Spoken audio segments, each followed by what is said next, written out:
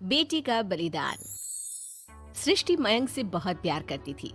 वो उसके साथ अपने सुनहरे भविष्य के सपने देखती। लेकिन जब ये बात उसके माता पिता को पता चलती है, सृष्टि, तुम घर वापस आ जाओ, कोई जरूरी काम है। पर माँ, कल मेरा ऑफिस है, मुझे छुट्टियों के लिए अप्लाई करना होगा। नहीं, इतना वक्त नहीं है, बस तुम आ जाओ जल्दी से। सृष्टि घर आती है तो पहले से ही कुछ लोग घर में बैठे होते हैं। वो लोग सृष्टि को देखने आए होते हैं। उसी में एक लड़का भी होता है, साहिल। मुझे सृष्टि पसंद है, मैं शादी के लिए हाँ करता हूँ। लेकिन माँ, आप तो जानती है कि... अरे चुप, कुछ मत बोल। सभी सृष्टि को चुन्नी चढ़ाकर चले जाते हैं। माँ, मैं किसी और से प्यार करती हूँ। मयंक काफी पैसे वाले घर का लड़का है। आपको पता है, हमारे पूरे ऑफिस का मालिक भी वही है। माँ, वो मेरे बिना नहीं रह पाएगा। अरे पता है ना तेरी बब्बी मासी, उनकी बेटी की शादी अमेरिका में हुई। यहाँ हर किसी के घर में कोई ना कोई विदेश में है, तो तू भी बाहर ही जाएगी। साहिल ने इतनी लड़की रिजेक्ट की है।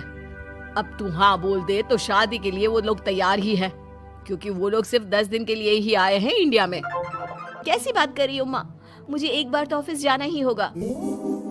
लेकिन वो लोग मानते ही नहीं और सृष्टि की शादी साहिल से हो जाती है। शादी के बाद सृष्टि मयंक के पास जाती है। सृष्टि, तुमने शादी भी कर ली और मेरे माता पिता विदेश में मेरी शादी कराना चाहते थे। मैंने काफी समझाने की कोशिश की, लेकिन मेरे भाई और पापा नहीं माने। I am sorry Mayank.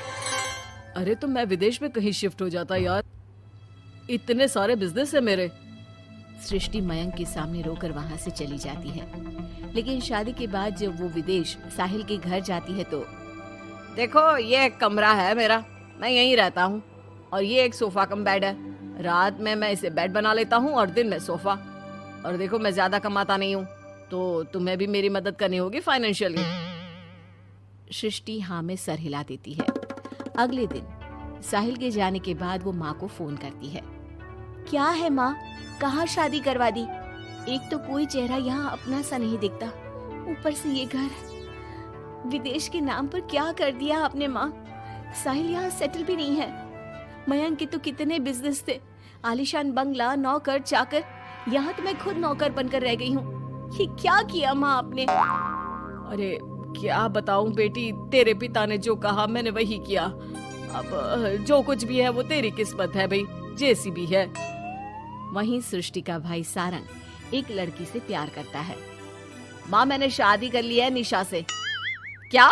शादी कर ली? और वो भी निशा से? अरे उसके माँ बाप तो नहीं मान रहे थे ना। भाग्य की है माँ, अब वो अपने घर में और मैं अपने घर में। और कैसे बात कर रहा है? उसके पिता तो बड़े कमिश्नर है, उठाकर जेल में डाल देंगे तुझे। तभी तो किया है पापा, और ऐसे कैसे डाल देंगे जेल में? लड़की उनकी भी बालिग है। अरे पर बेटा, वो लड़की ठीक नहीं है। देखो, किसी लड़की के बारे में ये बात मत बोलो। तुम्हारा लड़का ठीक है क्या? काश मैंने सृष्टि की शादी भी उसकी पसंद से की होती, तो आज मुझे इतना रोना तो ना आता। अरे माँ, तुम उसकी बात पर मत आया करो ना। विदेश में है, जहाँ लोग जाने के लिए मरते हैं। हाँ, लेकिन वैकिन छोड़ो और ये बताओ कि बहू को घर कैसे लाया जाए। सभी मिलजुल कर फैसला करते हैं कि वो लोग सारंग की बीवी यानी कि अपनी बहू के घर जाएंगे। सारंग, माँ और पिता वहाँ जाते हैं, जहाँ पर... बहन जी, अब तो बच्चों ने शादी कर ली है, तो आप लोगों का भी आशीर्वाद मिल जाता तो... पता चला हम लोगों को भी। देखिए, मुश्किल है कि हम उसे आप लोगों के घर भेजे। हैं? ऐसे कैसे मुश्किल है?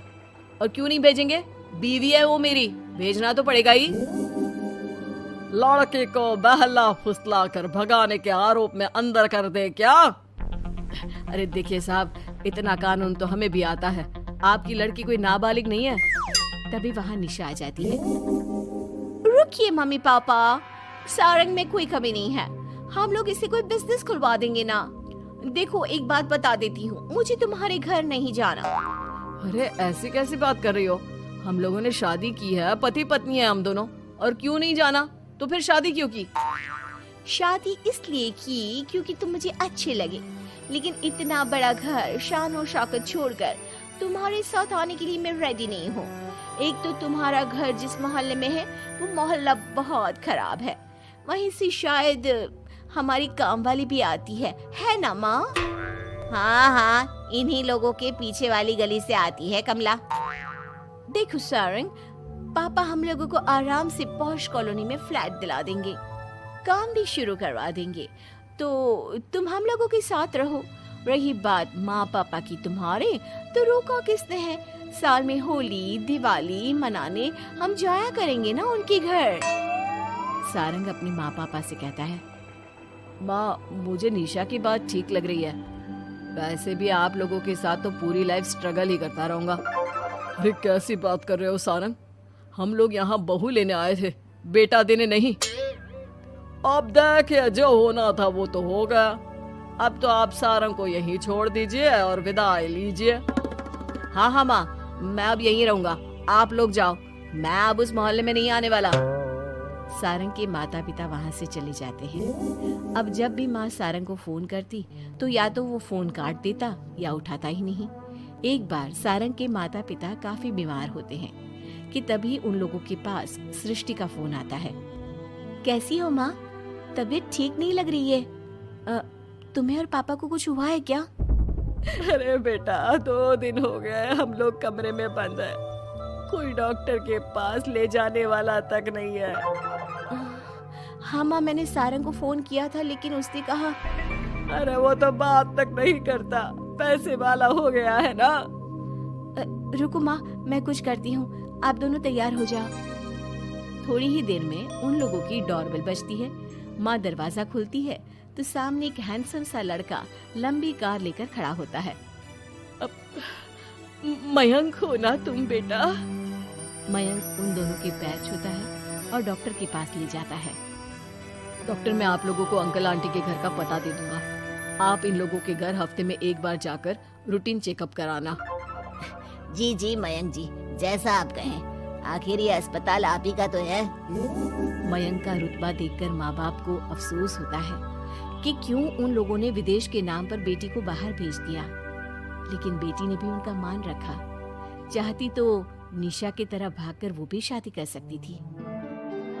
क्या सोच रहे हैं आप लोग? चलिए मैं आप लोगों को घर छोड़ देता हूँ। और हाँ, मैं और सृष्टि आज भी अच्छे दोस्त हैं, तो आप लोगों को कोई भी समस्या हो तो फोन कर दीजिएगा।